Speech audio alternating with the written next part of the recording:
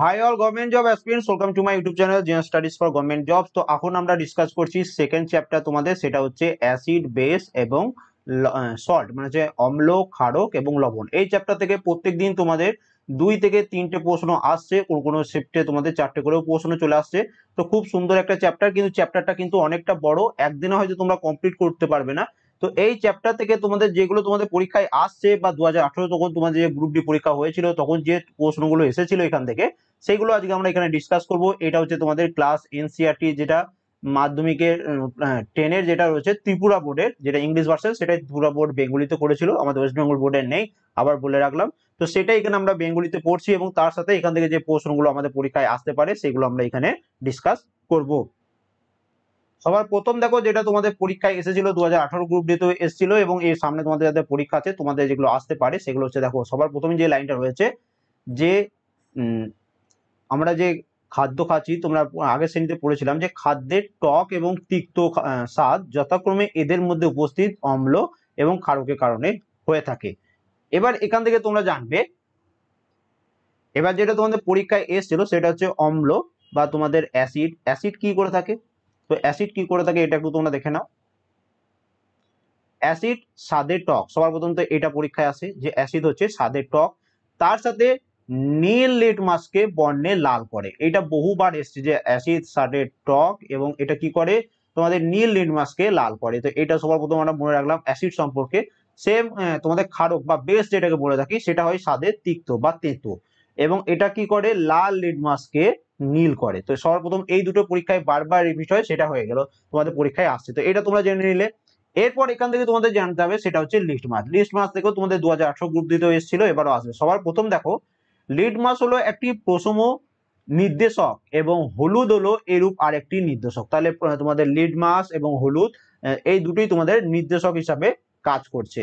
Second, তোমাদের এটা মনে রাখতে হবে যে অম্ল মানে যে অ্যাসিড এবং ক্ষারকের পরীক্ষা করার জন্য তুমি মেথাইল অরেঞ্জ, এখানে একটু স্পেলিং মিস্টেক করেছে অফিসিয়াল ভাবে, তো এটা তোমরা অ্যারেঞ্জ করে নেবে, বুঝতে পারছো আই হোপ। তো মিথাইল অরেঞ্জ, ফেনফথ্যালিনের মতো কৃত্রিম নির্দেশকও ব্যবহার করা হয়। তাহলে একটা লিটমাস হচ্ছে তোমাদের প্রশম নির্দেশক, মিথাইল অরেঞ্জ এবং ফেনফথ্যালিন এটা হয়ে যাচ্ছে কৃত্রিম নির্দেশক। তো এটা থেকে তোমাদের 2022-এ যে পরীক্ষা হচ্ছে সেখানেও তোমাদের এই নির্দেশক রিলেটেড একটা প্রশ্ন তোমাদের পরীক্ষায় এসেছিল। এবার এখান থেকে আমরা আর যেগুলো জানবো সেগুলো, এখানে দেখো যে লিটমাস হলো একটি বেগুনি বর্ণের রঞ্জক যা লাইকেন থেকে নিষ্কাশিত হয়। এটা অলরেডি তোমাদের 2018 গ্রুপ দিতে এসেছিল, কারণ তখন টিসিএসসি নিত, তো তারা তো সবসময় এনসিইআরটি থেকেই প্রশ্ন করে বরাবর। এবং এটি থ্যালোফাইটা উদ্ভিদ শ্রেণীর অন্তর্ভুক্ত এবং ইহা সাধারণত নির্দেশক রূপে ব্যবহৃত হয়। তাহলে লিটমাস আমরা নির্দেশক রূপে ব্যবহৃত, এটা আগেই পড়েছি, কিন্তু এই যে লিটমাস এটা কোথা থেকে পাওয়া যায়, লাইকেন থেকে নিষ্কাশন করা হয়। তো এটা সবার প্রথম আমরা শিখে নিলাম, এবং এটা থ্যালোফাইটা উদ্ভিদ শ্রেণীর অন্তর্ভুক্ত। এবার দেখো, যখন লিটমাস দ্রবণ আম্লিক বা ক্ষারীয় কোনোটিও নয়, তখন ইয়ার বর্ণ বেগুনি রঙের হয়ে যায়। তো এটা আমরা জানলাম। এরপর দেখো, আরো অনেক প্রাকৃতিক পদার্থ রয়েছে যেখান থেকে, যেমন লাল বাঁধাকপির পাতা, হলুদ, হাইড্রেনজিয়া, পেটুনিয়া এবং জিরেনিয়াম নামক কিছু ফুলের রঙিন পাপড়িও এই দ্রবণে অম্ল এবং ক্ষারকের উপস্থিতি নির্দেশ করতে পারে। তাহলে প্রশ্ন যখন তোমাকে টাফ করার চেষ্টা করবে তখন এইগুলো তোমাদের পরীক্ষায় দিয়ে দেবে, এবং এদের অম্ল ক্ষারক নির্দেশক বা কখনো কখনো কেবল নির্দেশক বলা হয়। এখান থেকে আর যেগুলো আসতে পারে সেটা হচ্ছে, দেখো সবার প্রথম অম্ল এবং ক্ষারকের রাসায়নিক ধর্মসমূহের অনুধাবন, মানে understanding the chemical properties of acid and base. এবং দেখো পরীক্ষাগারে অম্ল এবং ক্ষারক সমূহ, মানে ল্যাবরেটরিতে এরা যেগুলো তোমাদের ওয়ার্ক যেগুলো রয়েছে সেগুলো এখানে দিয়ে দিচ্ছে। তো এটা আমাদের এখন দরকার নেই, আমাদের দরকার এই সারণী 2 থেকে আমরা এখানে পড়বো। নেক্সট তোমাদের পরীক্ষায় যেটা আসতে পারে সেটা হচ্ছে, দেখো বর্ণের পরিবর্তন দ্বারা এই সকল নির্দেশক আমাদের জানায় যে একটি পদার্থ আম্লিক না ক্ষারীয় প্রকৃতির। এমন কিছু পদার্থ আছে যাদের গন্ধ আম্লিক বা ক্ষারীয়র মাধ্যমে পরিবর্তিত হয়। এই ধরনের ঘ্রাণ নির্দেশককে তোমাদের অল ফ্যাক্টরি ইন্ডিকেটর বলা হয়। তো তোমাদের পরীক্ষায় প্রশ্ন আসতেই পারে যে একটা এরকম স্টেটমেন্টই দিয়ে দেবে যে যে সমস্ত অ্যাসিড বা ক্ষারীয় তাদের গন্ধের মাধ্যমে সেগুলো পরিবর্তিত হয়, তাদেরকে কি বলা হয়, তাদের বলা হয় ঘ্রাণ নির্দেশক বা অল ফ্যাক্টরি ইন্ডিকেটর। তো এটা একটা সর্বপ্রথম 2018-তে এসেছিল, তো এবারও তোমাদের কিন্তু এটা পরীক্ষায় আসতে পারে।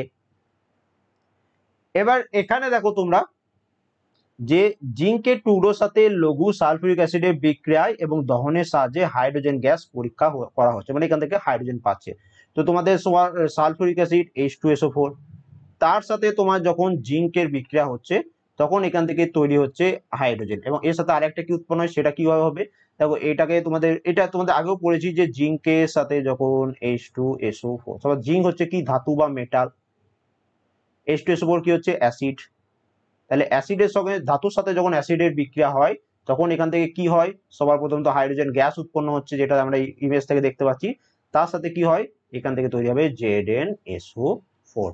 ওকে, তো এটা আমরা এখান থেকে পেলাম। তাহলে এবার এখান থেকে তোমরা দেখতে পাচ্ছ, এবার দেখো এখানে কি বলেছে যে ধাতু অ্যাসিড থেকে হাইড্রোজেন পরমাণুগুলোকে হাইড্রোজেন অনুরূপে প্রতিস্থাপন করে এবং একটি যৌগ উৎপন্ন করে যাকে লবণ বলা হয়।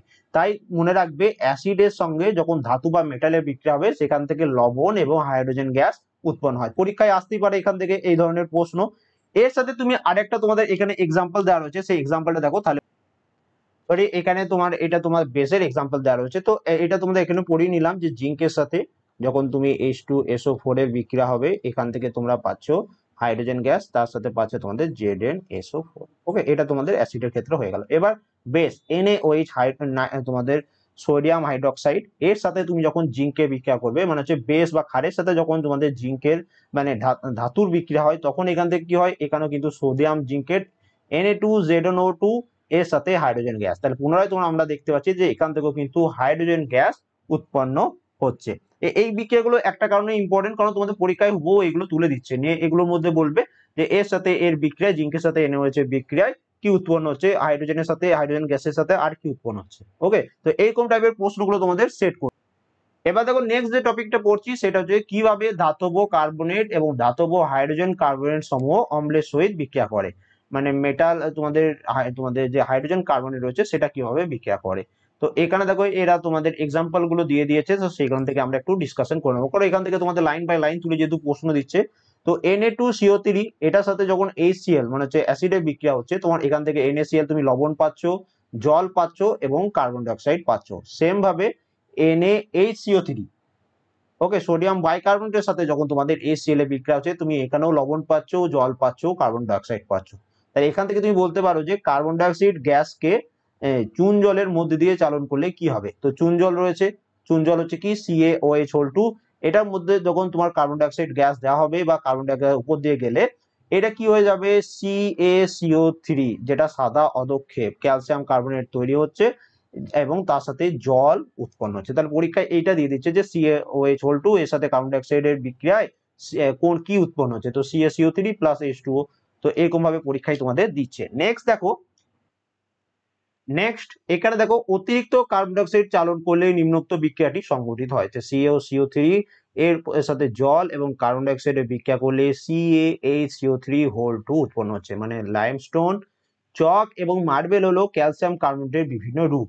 সমস্ত ধাতব কার্বনেট এবং হাইড্রোজেন কার্বনেট গুলো অম্লের সাথে বিক্রিয়ায় অনুরূপ লবণ, কার্বন ডাইঅক্সাইড এবং জল তোমাদের উৎপন্ন করছে। তাহলে এটা থেকে কি পাচ্ছ, যে ধাতব কার্বনেট বা ধাতব হাইড্রোজেন কার্বনেট বা যেটাকে আমরা বাইকার্বনেট বলে থাকি, এবং তার সাথে অ্যাসিডের বিক্রিয়া করলে কি উৎপন্ন হয়, লবণ, কার্বন ডাইঅক্সাইড এবং জল। পরীক্ষায় দিয়ে দেবে এরকম ভাবে যে দুটো দিয়ে দিল লবণ এবং জল এবং কোন গ্যাস উৎপন্ন হয়, তো তুমি কার্বন ডাইঅক্সাইড করে আসতে পারবে। তো যেটুকু করে দিচ্ছি সেগুলোই তোমাদের পরীক্ষার জন্য একটু চোখ বুলিয়ে রাখো, তাহলেই দেখবে তোমরা এগুলো পরীক্ষায় করে আসতে পারবে। এখানে দেখো তোমাদের আর একটা রিয়াকশন দিয়ে দিয়েছে, এটাও আমরা একটু এখান থেকে দেখে নিই যে কি বলেছে। যে NaOH এটা হচ্ছে কি ক্ষার, HCl কি হচ্ছে অ্যাসিড, এখান থেকে কি তৈরি হচ্ছে NaCl সোডিয়াম ক্লোরাইড কি হয় লবণ, তার সাথে জল। তাহলে এখান থেকে আমরা কি বুঝতে পারছি, ক্ষারের সাথে অম্লের বা অম্লের সাথে ক্ষারের বিক্রিয়ায় লবণ এবং জল উৎপন্ন হয়, এবং এটাকে কি বলে, তো মনে রাখবে অম্ল এবং ক্ষারকের বিক্রিয়ায় লবণ এবং জল উৎপন্ন হয়, এই বিক্রিয়াকে বলা হয় প্রশমন বিক্রিয়া বা নিউট্রালাইজেশন রিঅ্যাকশন।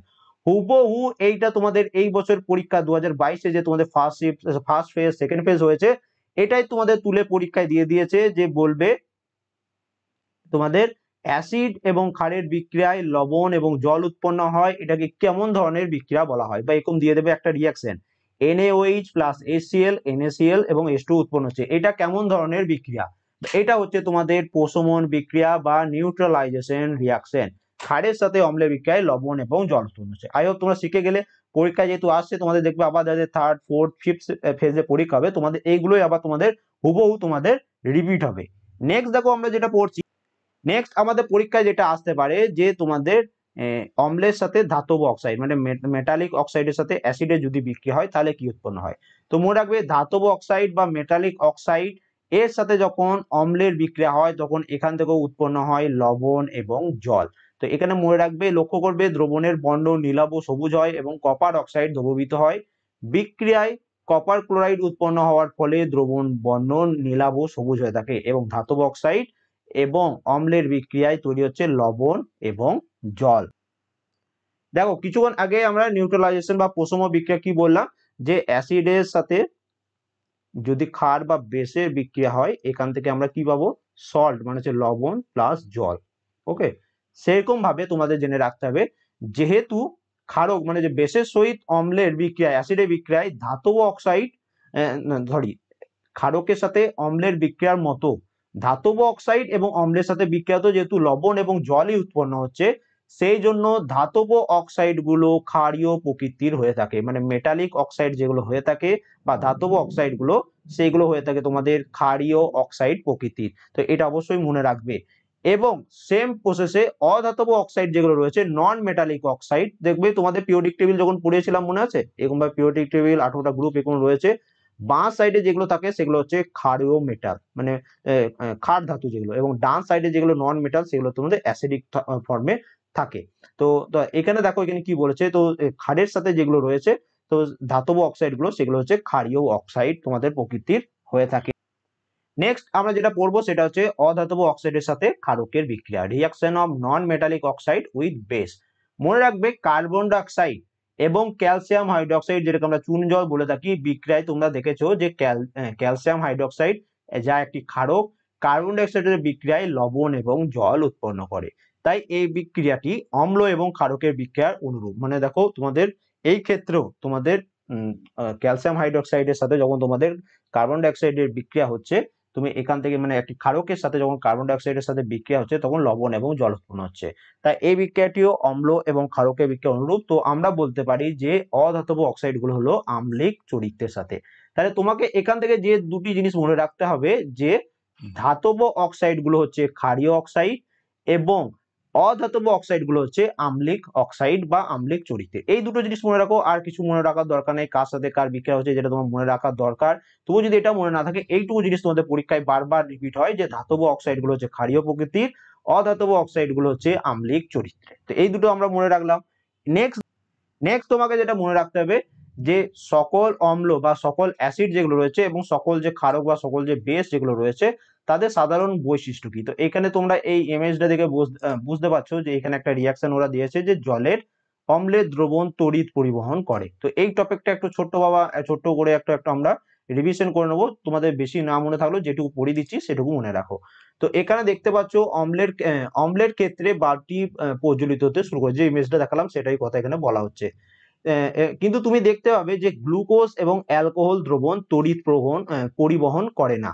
তো বাল্বের প্রজ্বলন নির্দেশ করে যে দ্রবণের মধ্যে তড়িৎ পরিবাহিত হয়েছে এবং আয়ন অম্লের দ্রবণের মধ্যে দিয়ে তড়িৎ প্রবাহিত করে। তো এগুলো একটু তোমাদের হাই লেভেল হয়ে যাচ্ছে, তবু মনে রাখো, জাস্ট পরীক্ষা যদি আসে তো করে আসতে পারবে। এখানে আমি একটু ডিলিট করে দিই তাহলে বুঝতে পারবে। এখানে দেখো অম্লের মধ্যে ক্যাটায়ন রূপে H প্লাস আয়ন বা হাইড্রোজেন প্লাস থাকে, কিন্তু অ্যানায়ন রূপে HCl থেকে Cl মাইনাস এবং HNO3 তে NO3 মাইনাস H2SO4 এবং A থেকে SO4 2 মাইনাস, তার সাথে CH3 COOH থেকে CH3 COO মাইনাস। যেহেতু অম্লের মধ্যে ক্যাটায়ন রূপে H প্লাস থাকে তাতে এই ধারণা পাওয়া যায় যে অম্ল দ্রবণে হাইড্রোজেন আয়ন উৎপন্ন করে। তাহলে তোমাদের এখান থেকে কি মনে রাখতে হবে, শুধু তুমি এখান থেকে শুধু মনে রাখবে যে অম্ল বা অ্যাসিড দ্রবণে হাইড্রোজেন আয়ন H প্লাস উৎপন্ন করে যা তাদের আম্লিক ধর্মের জন্য দায়ী। সেরকম ভাবে তোমাদের আরেকটা তোমাদের ক্ষারের ক্ষেত্রে কি হয় সেটা আমরা এখানে একটু দেখে নিই কি বলছে। এবার আমরা যেটা দেখে নেবো যে অম্ল অথবা ক্ষারের জলীয় দ্রবণে কি ঘটে থাকে। ওকে, ওয়াটার সলিউশনে বা জলীয় দ্রবণে কোন ঘটনাটা এখানে দেখতে পাচ্ছ, তোমাদের HCl গ্যাস প্রস্তুত হচ্ছে। তো এখান থেকে তোমরা দেখতে পাবে, একটু নিচে গেলে এখানে বলে দিয়েছে, এটা একটু তোমরা দেখে নাও। এখান থেকে আমরা একটু দেখে নিয়েছি যে এই পরীক্ষা থেকে দেখতে পাওয়া যাচ্ছে যে জলের উপস্থিতিতে HCl হাইড্রোজেন আয়ন উৎপন্ন করে এবং জলের অনুপস্থিতিতে HCl অণু H+ আয়ন আলাদা হওয়া সম্ভব নয়। তো HCl জলীয় দ্রবণে কি হচ্ছে H3O+ এবং Cl- উৎপন্ন হচ্ছে। হাইড্রোজেন আয়ন এমন ভাবে থাকতে পারে না, কিন্তু জলের সাথে যুক্ত হবার পর থাকতে পারে, মানে এককভাবে থাকতে পারে না, কিন্তু জলের সাথে যখন যুক্ত হয় তখন সেটা থাকতে পারে। তাই হাইড্রোজেন আয়ন H+ অথবা হাইড্রোনিয়াম আয়ন H3O+ রূপে প্রদর্শিত হয়। এবং এখানে আমরা দেখলাম যে অম্ল জলের মধ্যে H3O+ অথবা H+ আয়ন উৎপন্ন করে। তো এখানে দেখো NaOH, এটা হচ্ছে কি ক্ষার, এটা জলীয় দ্রবণ, এখান থেকে কি পাওয়া যাচ্ছে Na+ এবং OH- পাচ্ছে। এটা তোমাদের ক্ষারের ক্ষেত্রে, এতক্ষণ তো অ্যাসিডে পড়লাম, এবার ক্ষারের ক্ষেত্রে কি হচ্ছে সেটা এখানে আমরা। তো ক্ষারের ক্ষেত্রে কি হচ্ছে, ক্ষারক জলের মধ্যে হাইড্রক্সাইড মানে হচ্ছে OH- আয়ন উৎপন্ন করে এবং যে সকল ক্ষারক জলে দ্রবীভূত হয় এদের ক্ষার বা অ্যালকালাইজ বলা হয়। তাহলে অ্যাসিড কি করছে, জলীয় দ্রবণে H+ আয়ন উৎপন্ন করছে এবং বেস বা ক্ষার জলীয় দ্রবণে কি করছে, OH- উৎপন্ন করছে। তো এই দুটো আমাদের মনে রাখতে হবে যে অ্যাসিড H+ আয়ন উৎপন্ন করছে, ক্ষার OH-। তো এইটুকু তোমাদের, যেমন ওই যে স্টেটমেন্ট রিলেটেড প্রশ্ন আছে না, তো বলবে এগুলোর মধ্যে অ্যাসিড সম্পর্কে কোনটা সত্য। তাহলে এতগুলো অ্যাসিড সম্পর্কে যেগুলো পড়ে এলাম সেটা, তার সাথে আবার পরীক্ষা আসতে পারে যে বেস বা ক্ষার সম্পর্কে কোনটা সত্য বা কোনটা সত্য নয়, এই কোন টাইপের প্রশ্ন তোমাদের। এবার আমাদের যেটা মনে রাখতে হবে যে সকল ক্ষারক জলে দ্রবীভূত হয় না। ক্ষার হলো একটি ক্ষারক যা জলে দ্রবীভূত হয়। এরা সাবানের মতো পিচ্ছিল, তিক্ত এবং ক্ষারকীয়। এদের স্বাদ পরীক্ষা করা অথবা স্পর্শ করা কখনো উচিত নয়, কারণ এটা ক্ষতিকর। এবার দেখো, এখন পর্যন্ত আমরা যেটা জেনেছি যে সকল অম্ল H+ আয়ন এবং সকল ক্ষারক OH- আয়ন উৎপন্ন করছে। তাই আমরা প্রশমন বিক্রিয়াটি নিম্নরূপ দেখতে পারি যে অ্যাসিডের সাথে ক্ষারকে যখন বিক্রিয়া হচ্ছে তখন এখান থেকে লবণ এবং জল তোমাদের উৎপন্ন হচ্ছে। এবার দেখো তোমাদের H+ এবং OH- এখান থেকে H2O তৈরি হচ্ছে। তো অ্যাসিড প্লাস ক্ষার, এখান থেকে জল হচ্ছে, সেটা তোমরা বুঝতে পারলে।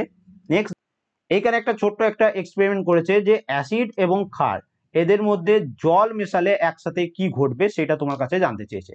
তাহলে এখানে ছোট্ট করে একটা রিয়াকশন এরা দিয়েছে, এটা একটু জাস্ট আমরা পড়ে নেবো, পরীক্ষা যেহেতু সামনে রয়েছে তো একটু জাস্ট পড়ে নেবো এখানে কি বলতে চেয়েছে। মনে রাখবে, জলের মধ্যে যখন অম্ল এবং ক্ষারক দ্রবীভূত করার প্রক্রিয়াটি একটি খুবই তাপ উৎপাদক বিক্রিয়া, মানে খুব পরিমাণ তোমাদের তাপ উৎপাদন হয়। তাহলে পরীক্ষায় আসতে পারে যে অম্ল এবং ক্ষারক জলে দ্রবীভূত করার বিক্রিয়াটা কেমন ধরনের বিক্রিয়া।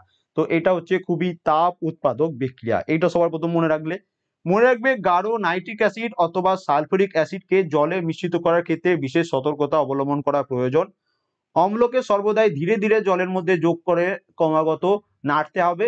যদিও গাঢ় অম্লের মধ্যে জল যোগ করা হয় তবে সে যে তাপ উৎপন্ন হয় তা ফলে মিশ্রণ ছিটকে বাইরে বেরিয়ে আসতে পারে এবং জ্বলে উঠতে পারে, মানে আগুন ধরে যেতেও পারে। এবং অত্যাধিক তাপ উৎপাদন হওয়ার ফলে কাঁচের পাত্র ফেটে যাওয়ার সম্ভাবনা রয়েছে। এবং গাঢ় সালফিউরিক অ্যাসিডের পাত্র এবং সোডিয়াম হাইড্রোক্সাইড তোমাদের প্লেটের বোতলে প্রদর্শিত সতর্কতা এখানে একটা তোমাদের বলেছে যে এরকম ভাবে তোমাদের রাখতে হবে। এই যে ইমেজটা এখানে তোমাদের দিয়েছে, একটু তোমরা দেখে নাও। এই যে এই বাঁ সাইডে দেখতে পাচ্ছ, এটার কথা এখানে বলেছে। এবার আমাদের আরেকটা জিনিস এখান থেকে যেটা মনে রাখতে হবে সেটা হচ্ছে যে জলের মধ্যে অম্ল বা ক্ষারক মিশলে আয়নের গাঢ়ত্ব H3O+ অথবা OH- প্রতি একক আয়তনে হ্রাস পায়। এই প্রক্রিয়াকে লঘুকরণ বলে এবং অম্ল এবং ক্ষারককে বলা হয় লঘু অম্ল বা লঘু ক্ষারক। তো আমরা পড়েছি লঘু অম্ল, লঘু ক্ষারক, লঘু সালফিউরিক অ্যাসিড, এরকম টাইপের যে টপিকগুলো পড়ে থাকি।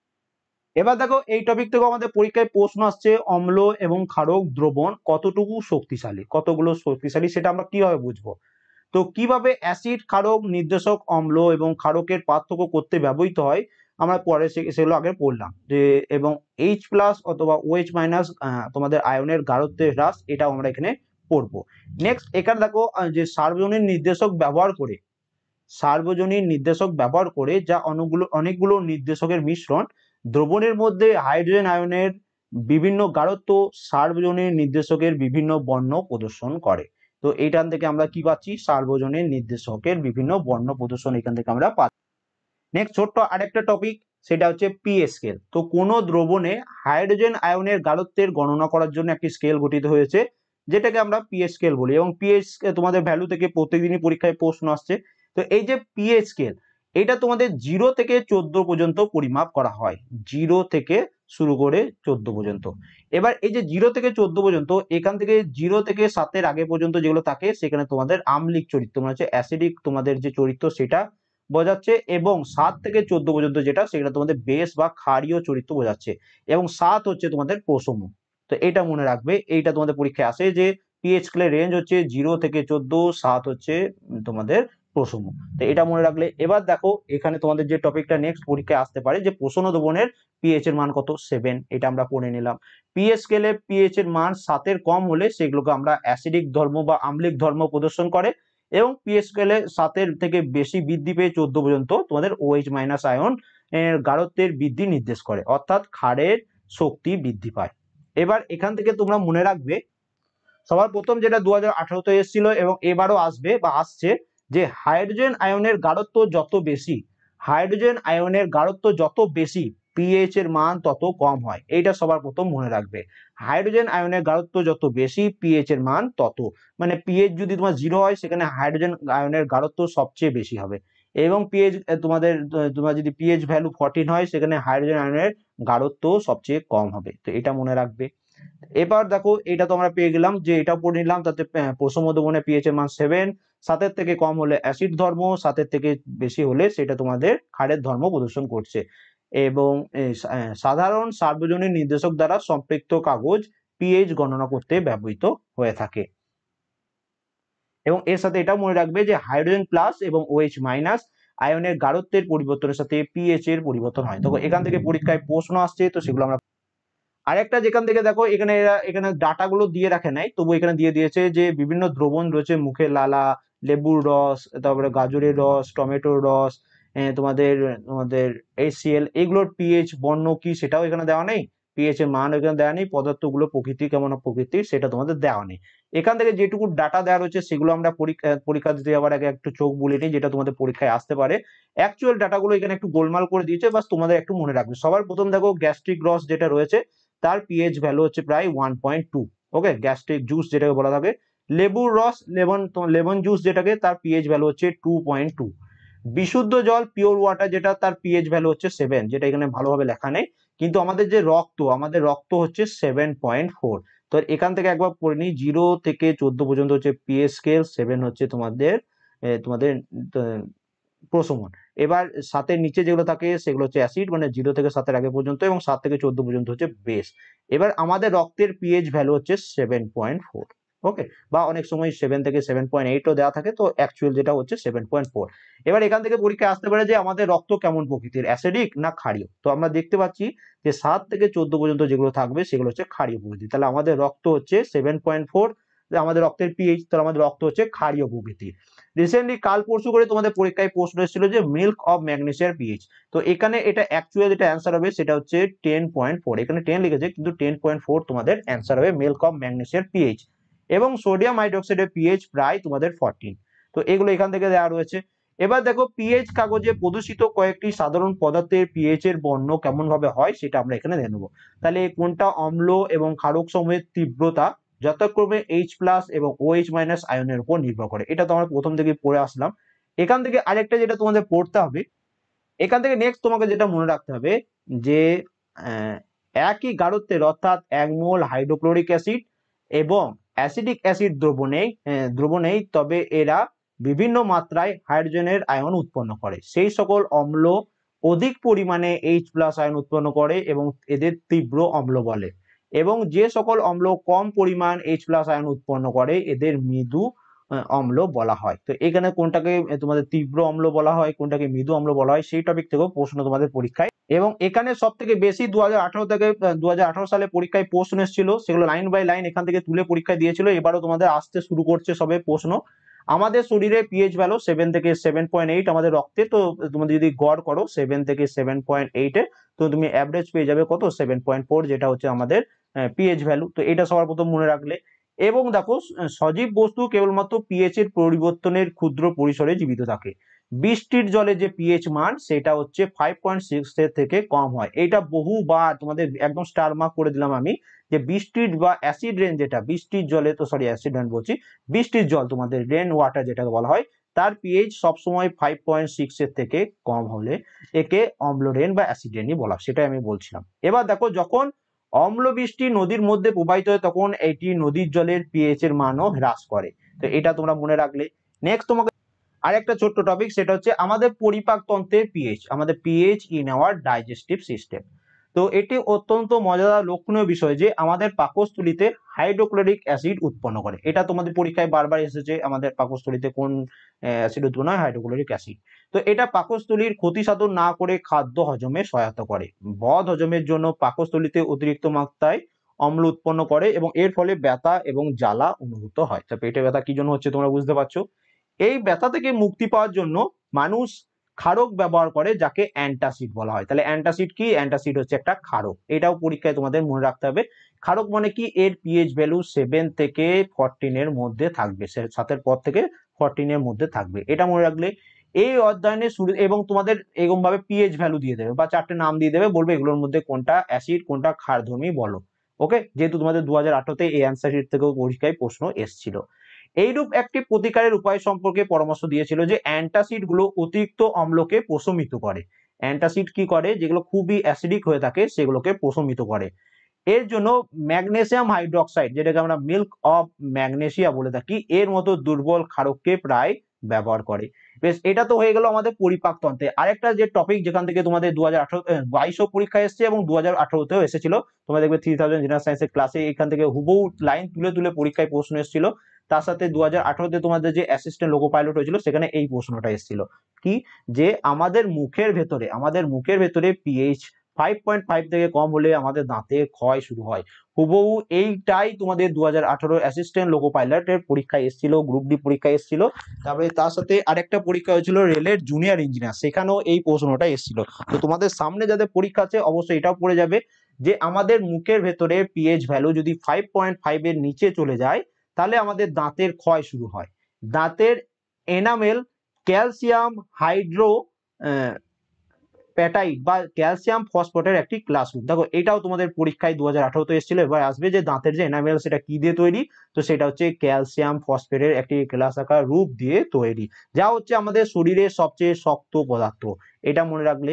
ইহা জলে দ্রবীভূত হয় না, কিন্তু মুখের ভেতরে পিএইচ এর মান 5.5 এর থেকে কমে গেলে আমাদের দাঁতের ক্ষয় শুরু হয়। তো এইটুকু আমাদের জেনে রাখলে। যেগুলো দাঁতের মাজন, যা সাধারণত ক্ষারকীয়, তাহলে আমরা যে দাঁতের মাজন ব্যবহার করি ব্রাশ করার সময়, তো সেটা কেমন প্রকৃতির হয়ে থাকে? সেটা ক্ষারীয় প্রকৃতির হয়ে থাকে। এটি অতিরিক্ত অম্লকে প্রশমিত করে দাঁতকে পরিষ্কার করতে এবং দাঁতের ক্ষয় রোধ করতে সাহায্য করে। তাহলে আমাদের দাঁতের পিএইচ যখন 5.5 এর থেকে নিচে চলে যাবে আমাদের দাঁতের ক্ষয় শুরু হবে।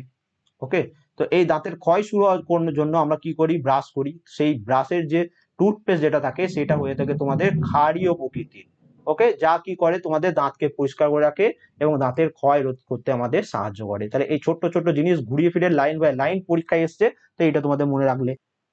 নেক্সট আর একটা টপিক যেখান থেকে আমাদের পরীক্ষায় প্রশ্ন আসছে, যেগুলো আমরা বিছুটি পাতা বলি বা নিটেল বলে থাকি, এটা হচ্ছে একটা লতা জাতীয় উদ্ভিদ যা জঙ্গলে জন্মায়। তার পাতা সূচালো লোম থাকে, যা ঘটনাক্রমে স্পর্শ করলে হুলের মতো ব্যথা সৃষ্টি করে। এর কারণ হচ্ছে মিথানয়েক অ্যাসিড নির্গত হয়। তো বিছুটি পাতা লেগে গেলে খুবই জ্বলতে শুরু করে, কি জন্য? কারণ এর মধ্যে থাকে মিথানয়েক অ্যাসিড। তো পারস্পরিক প্রতিকারের উপায় হিসাবে ডগ গাছের পাতা উক্ত স্থানে ঘষা হয়। এবং ডগ গাছ প্রায়শই জঙ্গলে বিছুটি গাছের পাশেই জন্মায়। তো এটা তোমাদের হয়ে গেল ছোট্ট টপিক তোমাদের পরীক্ষার জন্য, কি জন্য থাকে এর মধ্যে? মিথানোইক অ্যাসিড, যে জন্য আমাদের জ্বলতে শুরু করে। এবার যেটা আমাদের পরীক্ষায় বারবার আসছে, প্রাকৃতিক উৎস এবং অম্ল।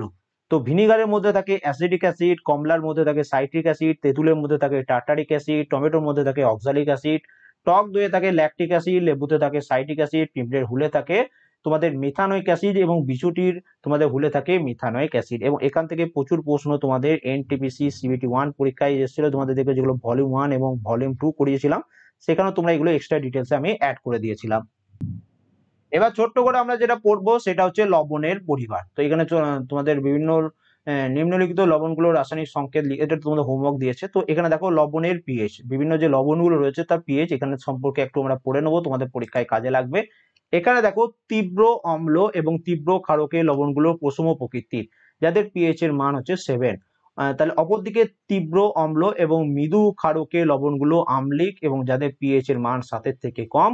আবার তীব্র ক্ষারক এবং মৃদু অম্লের লবণগুলো ক্ষারীয় প্রকৃতি, যাদের পিএইচ মান 7-এর থেকে বেশি হয়ে থাকে। ওকে, এটা পড়লাম। এবার আমরা পড়বো সাধারণ লবণ থেকে রাসায়নিক দ্রব্যাদি, মানে chemical form of common salt. তো প্রথম লবণ থেকে তোমাদের পরীক্ষায় আসবে। দেখো, আমরা জেনেছি যে হাইড্রোক্লোরিক অ্যাসিড এবং সোডিয়াম হাইড্রোক্সাইড সংযোজনে উৎপন্ন হয় সোডিয়াম ক্লোরাইড। এই লবণটি তুমি খাবারে লবণ হিসাবে ব্যবহৃত হয়। এবং দেখো, সমুদ্রের জলে বিভিন্ন ধরনের লবণ দ্রবীভূত থাকে। সোডিয়াম ক্লোরাইড এই সকল লবণগুলো থেকে পৃথক করা হয়। বিভিন্ন জায়গায় কঠিন লবণের স্তূপ পাওয়া যায়, আবার বড় আকারের লবণের গ্লাসগুলো তোমাদের উপস্থিত অশুদ্ধির ফলে প্রায় বাদামি বর্ণের হয়ে থাকে। এদেরকে সন্ধব লবণ বা রক সল্ট বলা হয়। তো রক সল্ট থেকেও তোমাদের পরীক্ষায় কিন্তু তোমাদের প্রশ্ন। নেক্সট যে টপিকটা পড়ছি সেটা হচ্ছে, দেখো যে বিভিন্ন ধরনের লবণ রয়েছে, সোডিয়াম হাইড্রোক্সাইড, তারপরে খাবার সোডা, কাপড় কাচা সোডা, ব্লিচিং পাউডার এবং অনেক পণ্য। একটি গুরুত্বপূর্ণ কাঁচামাল হচ্ছে তোমাদের কমন সল্টের সোডিয়াম হাইড্রোক্সাইড। তোমাদের সম্পর্কে এখানে কি বলেছে, যে সোডিয়াম ক্লোরাইড জলীয় দ্রবণে মধ্যে দিয়ে যখন তড়িৎ প্রবাহ চালনা করা হয়, তখন এটা বিশ্লেষিত হয়ে সোডিয়াম হাইড্রোক্সাইড উৎপন্ন করে। তো NaCl জলীয় দ্রবণে এখানে তোমাদের NaOH সোডিয়াম অক্সাইড, ক্লোরিন এবং হাইড্রোজেন গ্যাস উৎপন্ন করছে। এবং এই পদ্ধতিকে বলা হয় ক্লোর অ্যালকালি পদ্ধতি। এবং এইটাই তোমাদের 2022-এর তোমাদের পরীক্ষায় অলরেডি চলে এসছে। তাহলে এখানে কি মনে রাখলে, সোডিয়াম হাইড্রোক্সাইড সোডিয়াম ক্লোরাইড, সেটা জলীয় দ্রবণে যখন তড়িৎ প্রবাহ চালন করা হয়, এখান থেকে তৈরি হয় সোডিয়াম হাইড্রোক্সাইড, ক্লোরিন এবং হাইড্রোজেন গ্যাস। এই পদ্ধতিকে বলা হয় ক্লোর অ্যালকালির পদ্ধতি বলে। কারণ উৎপন্ন পদার্থগুলো হলো ক্লোর অর্থাৎ ক্লোরিন এবং অ্যালকালি অর্থাৎ সোডিয়াম হাইড্রোক্সাইড।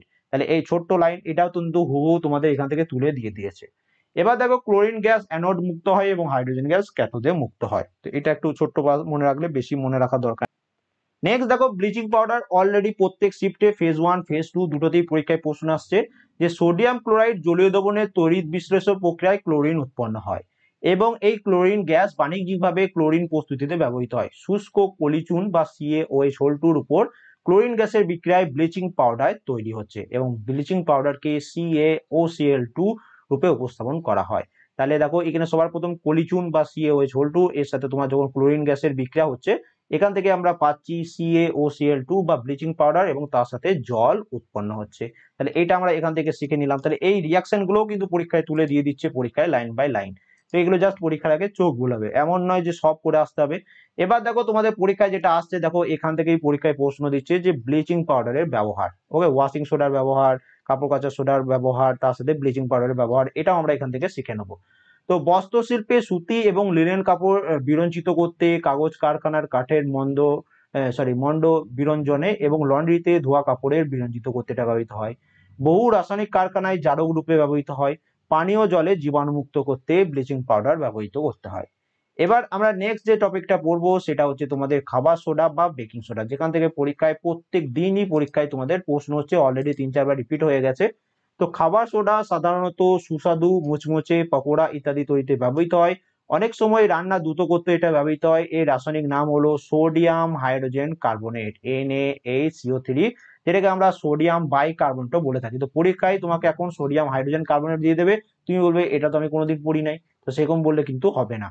এবং এটা প্রস্তুত করতে সোডিয়াম ক্লোরাইডকে একটি কাঁচামাল হিসাবে ব্যবহৃত হয়।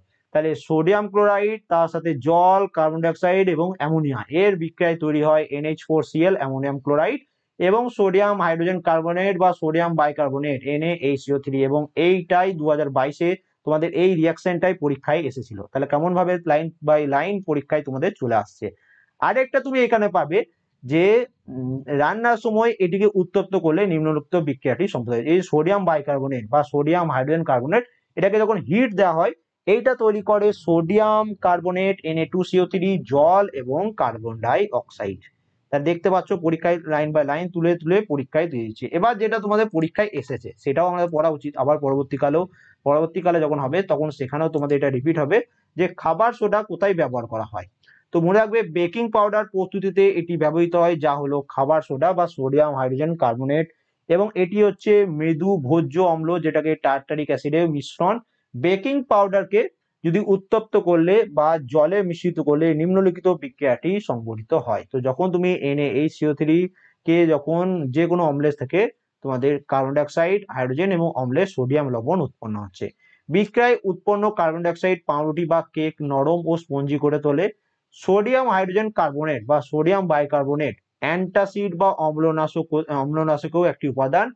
ক্ষারীয় ধর্মের ফলে পাকস্থলীতে অতিরিক্ত অম্লের প্রশমিত করে এবং আরাম প্রদান করে, এবং তার সাথে সোডা অ্যাসিড অগ্নি নির্বাপক যন্ত্রে ব্যবহৃত হয়। এই 3 নম্বর যেটা তোমাদের কাল না পরশু যেটা এসেছিল খাবার সোডার তোমাদের কোথায় ব্যবহৃত হয়, এইটা তোমাদের অপশনে ছিল। তাহলে দেখতে পাচ্ছ কেমন পরীক্ষায় তুলে তুলে দিয়ে দিচ্ছে। এরপর আরেকটা যে টপিক যেখান থেকে পরীক্ষায় প্রশ্ন আসছে সেটা হচ্ছে কাপড় কাচা সোডা বা ওয়াশিং সোডা। তো ওয়াশিং সোডাটাও চোখ বুলিয়ে নি। অপর একটি রাসায়নিক দ্রব্য যা সোডিয়াম ক্লোরাইড থেকে পাওয়া যায় তা হলো Na2CO3 10H2। তাহলে ওয়াশিং সোডা বা কাপড় কাচা সোডার এর যে ফর্মুলা সেটা হচ্ছে কি Na2CO3 10H2O। এইটা হচ্ছে পুরোটা ওয়াশিং সোডা তোমার সংকেত। তো সোডিয়াম কার্বনেট প্লাস 10H2O, এখান থেকে তুমি পাচ্ছ Na2CO3 10H2O। সোডিয়াম কার্বনেট পুনঃক্লাসনে কাপড় কাচা সোডা পাওয়া যায়। তবে সোডিয়াম কার্বনেটের সাথে 10 অণু জল দিয়ে তৈরি হচ্ছে তোমাদের কাপড় কাচা সোডা বা ওয়াশিং সোডা।